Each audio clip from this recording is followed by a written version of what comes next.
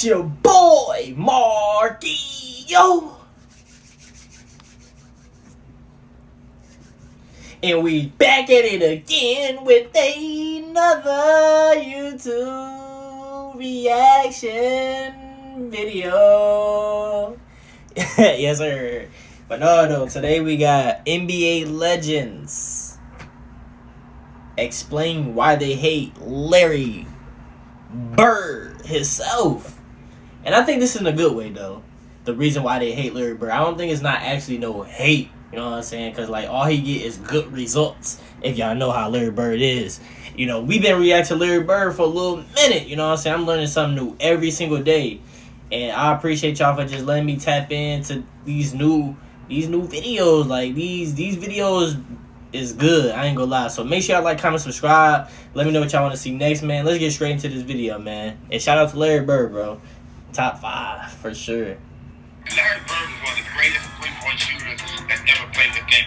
Fuck percentages. When I played against him, I didn't bring my A game every night. That's the only player I ever played against I thought was better than me. Like our coach would call timeout, and we're going to do this, and we walk on the court, and Bird just looks at me and goes, no, give me the ball right there. I hate Larry Bird, but I respect the hell out of that man because I went against him in all those championships and during the year. All we did as the Lakers is thought about the Boston Celtics because the Celtics was a team that we had to beat. The respect that we have for one another is immense. I live and breathe and gauge my career by my battles with Larry Bird and our battles with the Boston Celtics. I mean, we knew what play when they called 4 down, 3 out, 33C. We knew where the ball was going to go. And that's what made Larry larger than life because he knew that we knew that he was going to get the basketball. And when he came off a down pick and they picking me and Kareem or Worthy, we stepped out on him and we knew the play. We knew what was coming up. And Kareem was ready. And as Larry comes off the pick, shoulder to shoulder with Parrish, and I'm trailing behind him, he gets the basketball right about the elbow. And he gets the ball and he goes up and Kareem stops him from turning the corner. Larry catches the ball, he goes up in the air, and here I come. And I'm like, I'm getting ready to smash this shit, man. So I jump up and I got my hand, and I don't know how Larry got this ball between Kareem and I. Kareem had his hands up. I'm coming with my right hand, and he hit a great pass. Like I said, I don't know how he got it to him. Hits Robert Parrish for a roll. That was the hop step. That shit was right in the pocket, too. He looked over his shoulder at me, and he laughs. He said, I told you, motherfucker. That shows you the essence and who this guy was. He was about team. He was about winning. He was about I know they be ready to fight him the way he was talking. Anybody in today's game, Carmelo Anthony, who's no longer in this game here, maybe Kevin Durant, maybe Steph Curry comes off that, they forced that shot up there. The game changed in the 80s because it was so physical. Yeah, it was a lot of fights too. They really swinging though. Like back in the day, really not. You can't do that today. And you don't get attacked for fighting. When I played against him, I had to bring my A game every night. And when we played in one of the greatest games, the 7th game in Boston Garden, where he guaranteed a win because we blew our opportunity in Atlanta to beat them to go to the Eastern Conference Final. And so the article came out. He said, Atlanta blew their opportunity. I'm guaranteeing a win. So we come out of the locker room in Boston. So I stopped the hallway. I said, look, we're going to win this goddamn game. I said, if you ain't ready to fight, you ain't ready to go to war, don't come out. I said, whoever go at me, I have a long fucking night. Unfortunately, he was telling his teammates the same thing down there. And the game was pretty close. And I went out for a blow in the 3rd quarter. Larry only had 12 points in the 3rd quarter. And I remember Kevin Willis reaching across me and pointing at Larry. He said, don't let this zombie score anymore tonight. I'm like, what are you doing?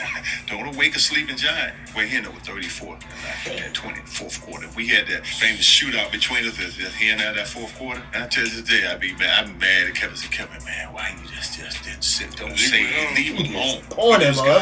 He's one of the guys of many in the league and that took things personal. They didn't say nothing to you, but they showed it to you on the court. I love playing with guys like that and against guys like that because the only way you can measure your greatness.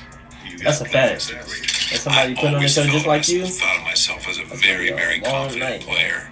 But Bird, he had a whole nother level of confidence than I ever was able to accomplish and achieve. He just gave you so much confidence. He was a great worker, a great teammate. You know, he told me, like, when he didn't think I was taking a good shot. I tell people all the time, when they start complaining, oh, the coach doesn't believe in me, or that the star player on our team doesn't believe in me, I go, bro, when I played with Bird, he'd pass it, get double teamed, he'd throw me the ball. But if I miss 3, I'm not coming back to me.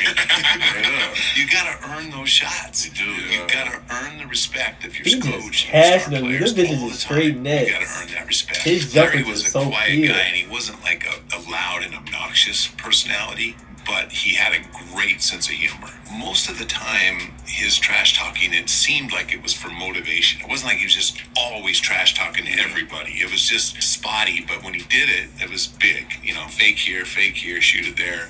And he did exactly. And it had nothing to do with the play call. Right. Like a coach would call timeout, and we're going to do this, and like we walk on the court, and Bird just looks at me and goes, no. Give me the ball right there. You mentioned Larry Bird. That's sad. I'm pretty savage. Like, is he two? Yes. So is LeBron a small forward in your opinion? LeBron can play all 5 positions. Okay, so you're not counting So a small forward. he's like Magic. Okay. So Magic, LeBron over here. Okay.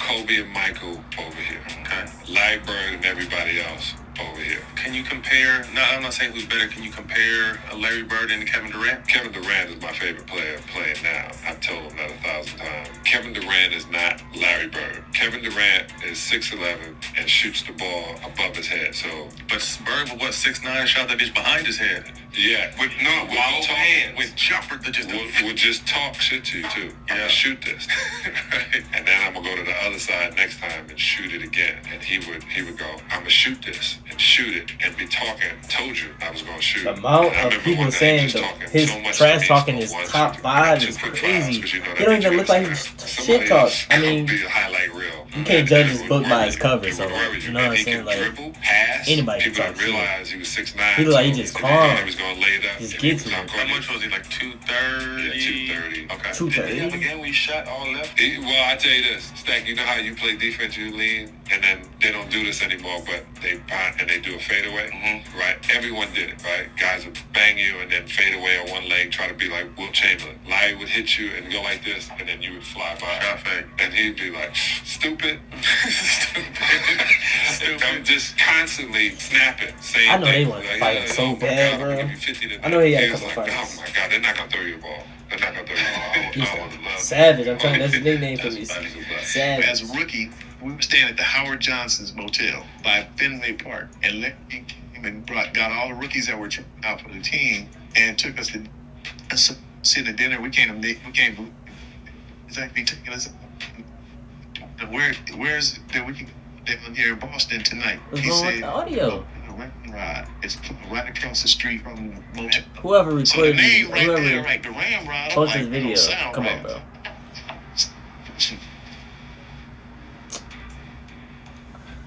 Oh my gosh, bro. Whoever. Ramrod. So we walked across the street. It's dark out. It's If y'all know this story, let me know in the comments, bro. And shit. Not Whoever about one posted this single video, woman. bro. Yeah. I thought Michael Jordan was a better player than me. That's the only crazy. player That's I played against unacceptable. that was better than me. Magic. Magic had James Worthy and Kareem, and Magic is great. You know, we owe all our success in the NBA to Larry Bird and Magic Johnson. They're the 2 most important people in NBA history. They're the reason the NBA makes some money. And how y'all feel about that rival?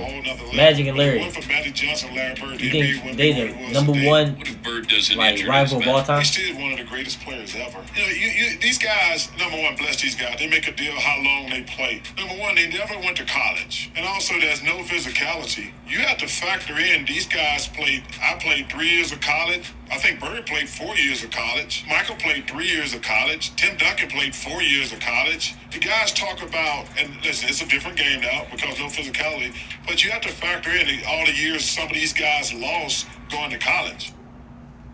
Damn. I ain't gonna lie to y'all, man.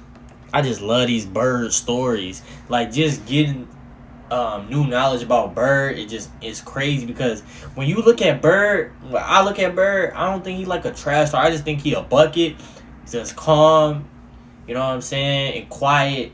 But the quiet ones, the ones that really talking loud, it's not, I mean, talking a lot of stuff, but it's quiet though. He gonna let you know, like, whisper, yeah, like you can't mess with me, like you can't guard me. You know what I'm saying? And I like that about him. Like he really a savage. Like these stories is crazy. Him and Mike's stories is insane. Who's another player that got crazy stories? Y'all let me know in the comments. But make sure y'all like, comment, subscribe, man.